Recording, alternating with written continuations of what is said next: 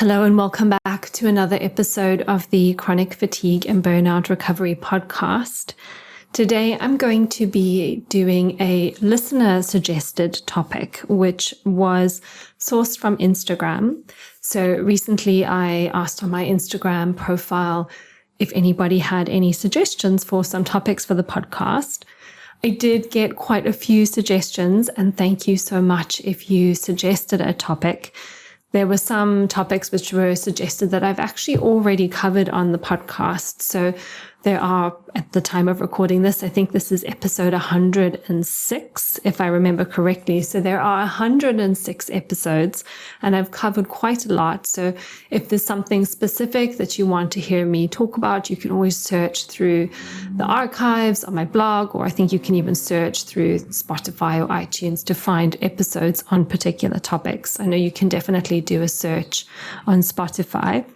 There were also some topics which were suggested, which I've kind of swerved or wanted to avoid at this point in time, and mostly because they're not things that I really cover a lot in my day-to-day work with clients. They might require more research, which, being completely honest, I just don't have time for at the moment. With my practice, I have to obviously prioritize the clients I'm working with and the work that I need to do for them, the research that I need to do for their cases, as well as managing Nicolina and her cases, and just generally keeping up with the podcast, the blog, the Instagram, all the emails that I receive every week, and just trying to live my own life and continue to optimize my own health. So if I haven't perhaps addressed something that you've suggested, it's not because I haven't appreciated the input. I am keeping a record of the requests. It really just comes down to time at the end of the day. If someone was paying me to do this podcast, it would be a completely different story. But today I'm going to talk about life after disease, when life begins again, and mindset to move on and not get stuck. So this would potentially be appropriate for somebody who's maybe a little bit further along in their journey, who's in those kind of final stages of fine-tuning and expanding and opening up and getting back into life. However, even if that's not you, even if you feel so far away from that right now, I still want to encourage you to perhaps listen to this episode, because there might be just little takeaways or little light bulb moments that you could still take and apply to your journey wherever you are at this moment in time. So please stay listening. Please don't necessarily move on to the next episode. There can always be a little bit of value in the words shared here. But before I go into the episode, just a reminder to leave a review if you haven't already. Your reviews mean so much to me. They improve the podcast rankings. They help other people find the podcast and then get the information and help that could really make a difference in terms of the trajectory of their healing journey. So if you haven't done that, just take a moment to do it now, and then we'll go into the full episode.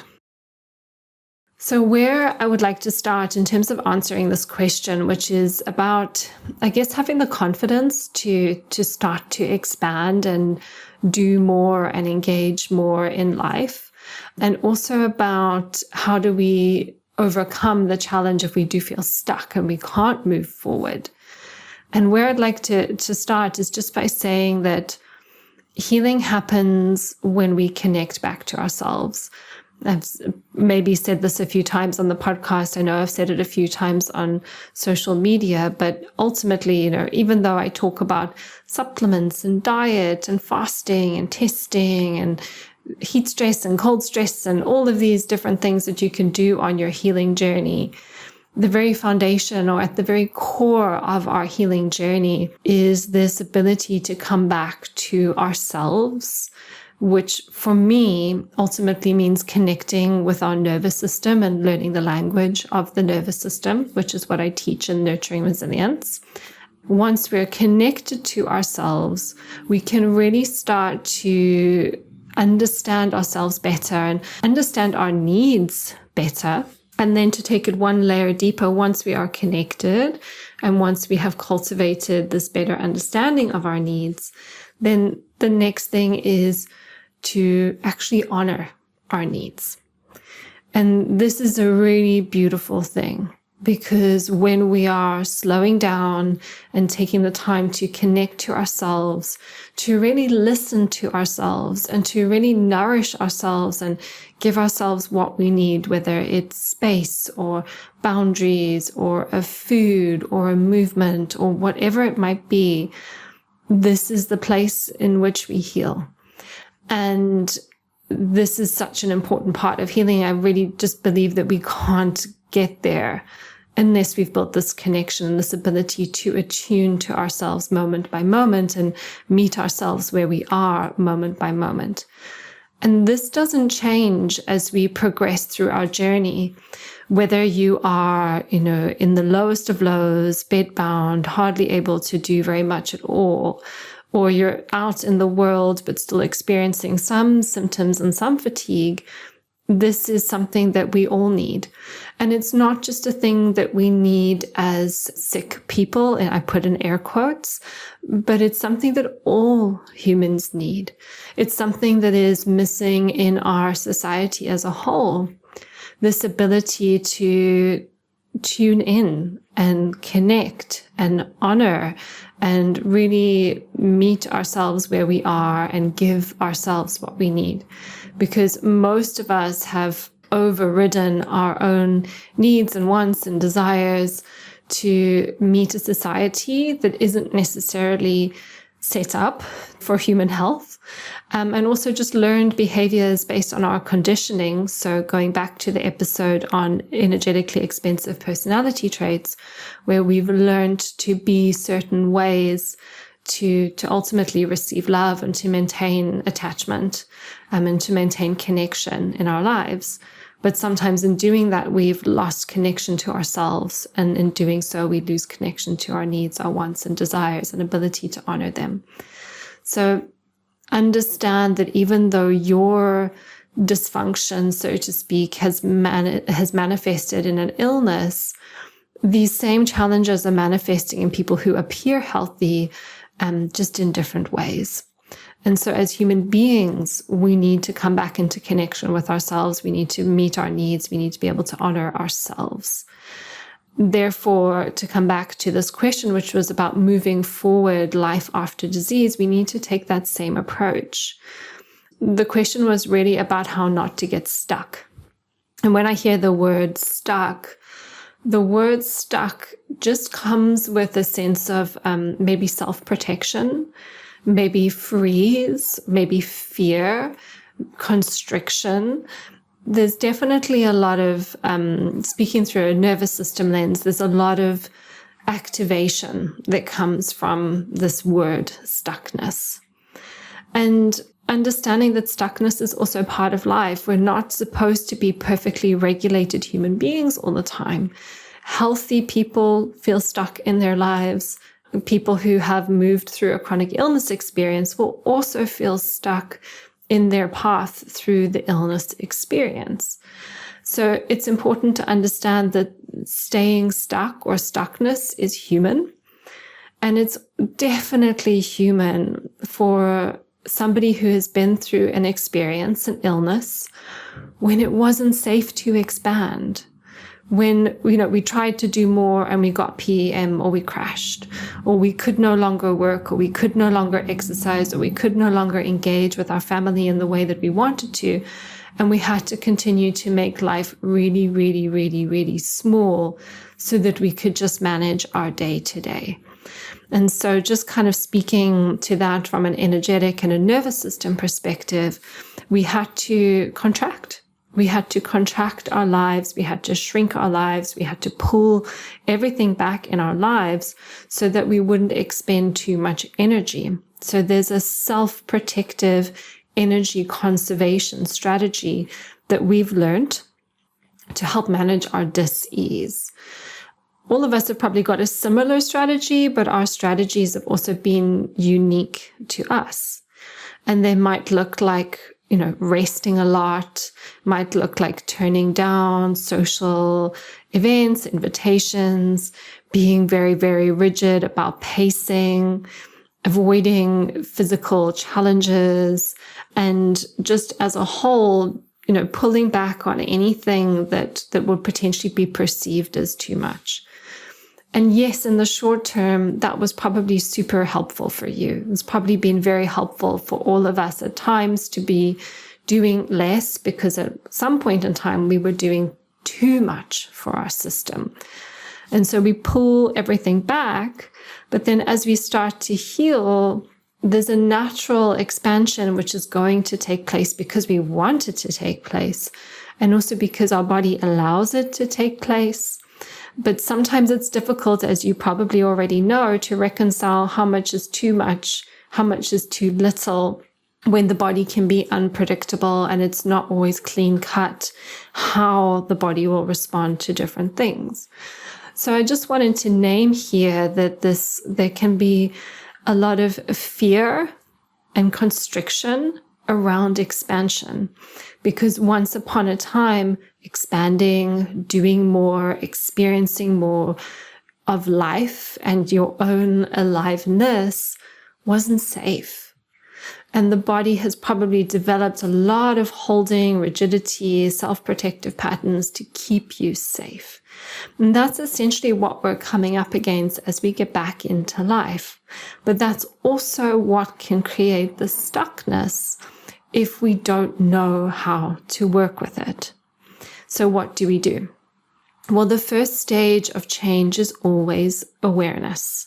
Before we can change anything, we just perhaps want to spend a little bit of time from a place of curiosity, not judgment, becoming aware of what's happening. So maybe just taking a little bit of time to reflect and say, where am I still experiencing some fear in my life? Or perhaps where am I still self-protecting in my life? Or based on some of the examples I've given, where am I resting maybe more than what I need to?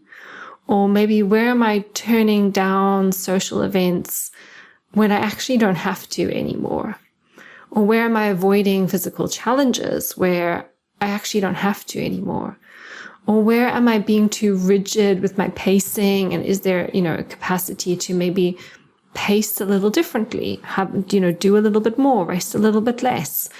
And so even if you just give yourself a week or 2 weeks, remember the slower the better, probably in this case, of just noticing where some of these self-protective patterns are being held.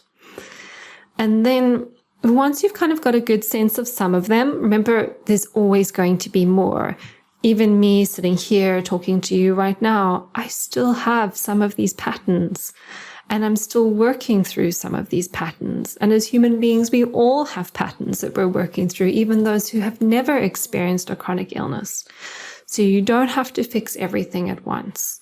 You just have to feel like you're moving forward and you're no longer feeling stuck. So once you've spent a little bit of time identifying some of the things you would like to change, not every single thing, big or small, just some things that are obvious and you would like to change, then you can start to create some shifts. And there's 2 ways that we can do it, or should I say 2 broad ways in which we can approach this. And we can approach it from the top down. So basically using the mind to support the body. And that's more like mindset work. And that was the question, really. It was about the mindset not to get stuck. So I'll speak to that. But being a somatic experiencing practitioner and very biased in that regard, I'm a fan of bottom-up approaches, where we're using the body through somatic work to then start to create changes in the mind. And both can work. Some work well for some people. Other approaches work well for other people. I'm a big believer in people finding out what works for them. But I will speak to both, starting with the top down. So the mindset work is it might be investigating certain beliefs that are keeping you stuck.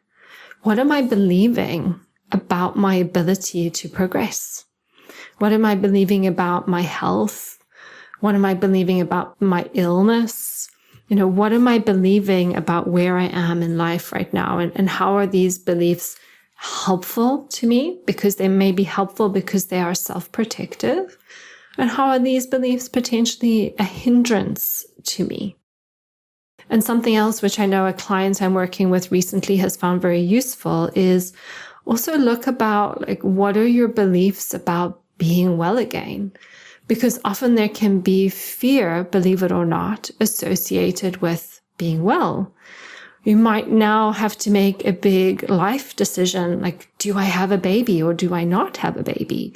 You might have to make a decision about your career. You might decide you need to start dating again, and that's actually a really scary thing for you because you're in this place where you manage your health really well on your own, but now if you bring in a new relationship, there may be some fear around how your self-care changes. So those are just a few examples, but there may be many more examples. And all of these fears about what would happen if we were to progress can be another reason why we keep ourselves stuck. So those would be kind of like, if I was to say, the big two categories of things to explore. And you could literally just do this as a free writing or a journaling exercise, why you might be afraid to move forward. And it could be a belief about everything, I'm just going to relapse and I'm going to have to process that loss again. Or it could be fear around things which are good, but we perceive as threatening. So being able to identify those beliefs and then work with changing them could potentially be helpful.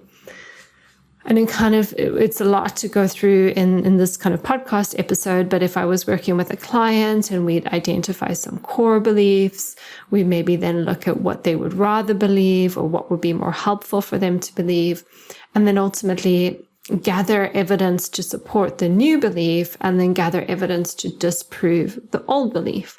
So it's a very cognitive-based process, but it's something that you can journal on, you can reflect on your own. My preference is to work with beliefs somatically. So this is obviously like a luxury for people who are maybe working with a somatic practitioner or working with me one-on-one. But to really notice when we think of the belief, what happens in the body? Is there constriction? Is there tightening, which is the fear perhaps showing up?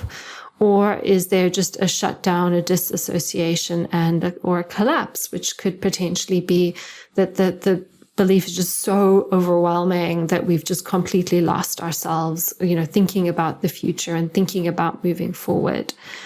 So when somatic experiencing, we work with an acronym which is called SIBAM. So SIBAM stands for sensations, image, behavior, affect, which is emotion, and meaning. So the meaning channel is the belief, but we want to explore the belief through the other channels. When we think of this belief, what happens to the sensations in the body?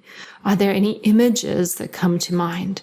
Is there any behavior? So does the body start to move or make any gestures, or is there shaking or trembling or something else happening? And what's the emotion that comes up with this belief? So through somatic experiencing, we can explore these channels. And often when we explore these channels in relation to the belief, the body has a chance to integrate perhaps some of the fear, some of the stuckness, some of the shutdown, some of the overwhelm that is associated with the belief. Because that is ultimately what's keeping us stuck. It is the response to the belief, which is the body goes into a survival state, whether that's fight, flight, or freeze. For the most part, it's probably going to be freeze if you're feeling stuck, but not always. But there can be a lot of fear, which is stopping us moving forward.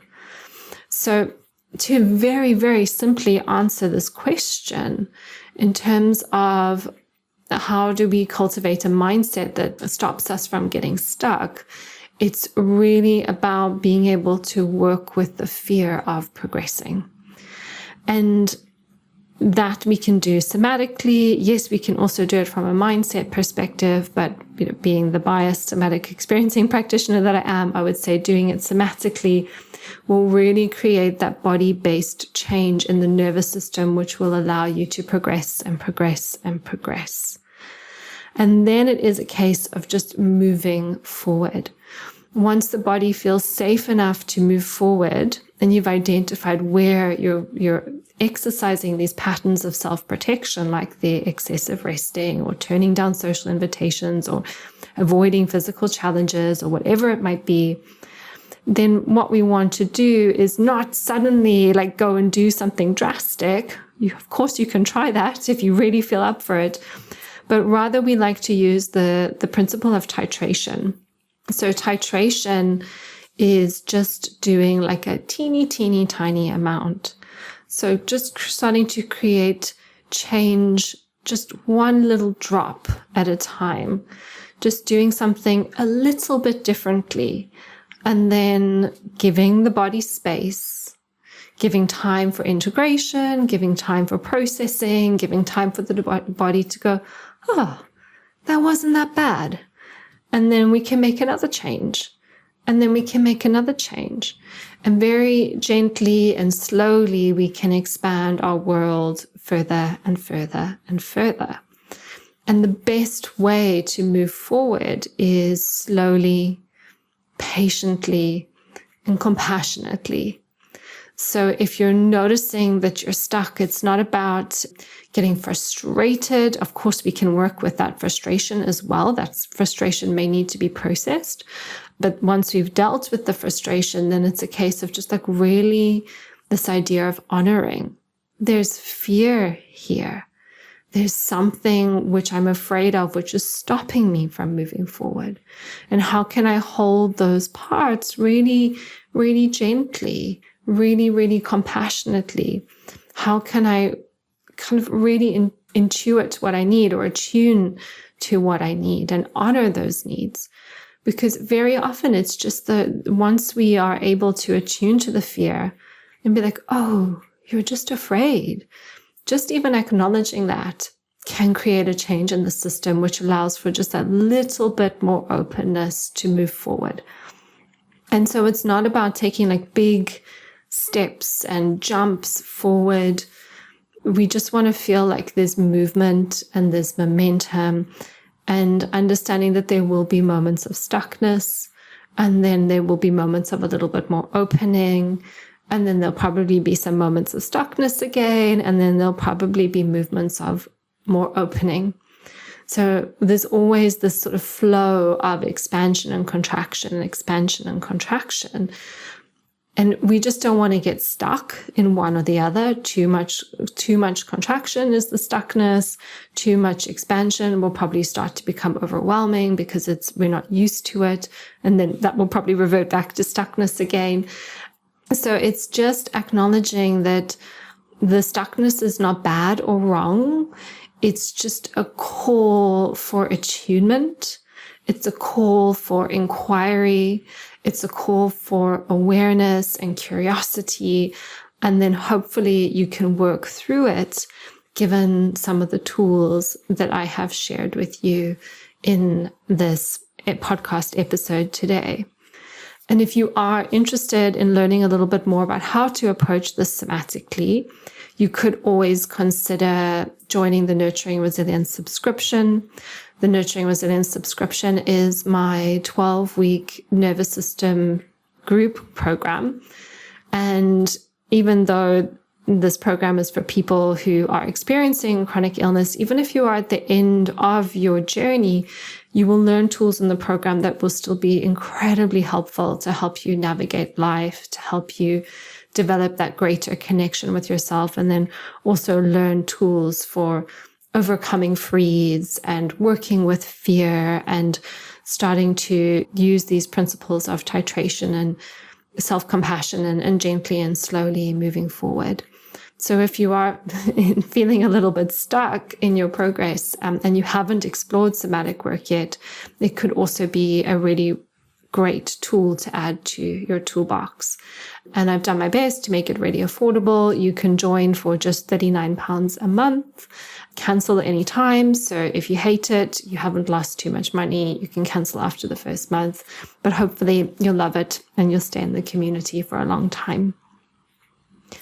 So that does bring me to the end of this episode.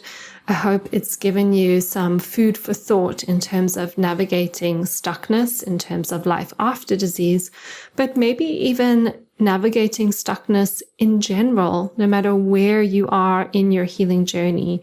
I hope that you have been able to take something useful away from listening today.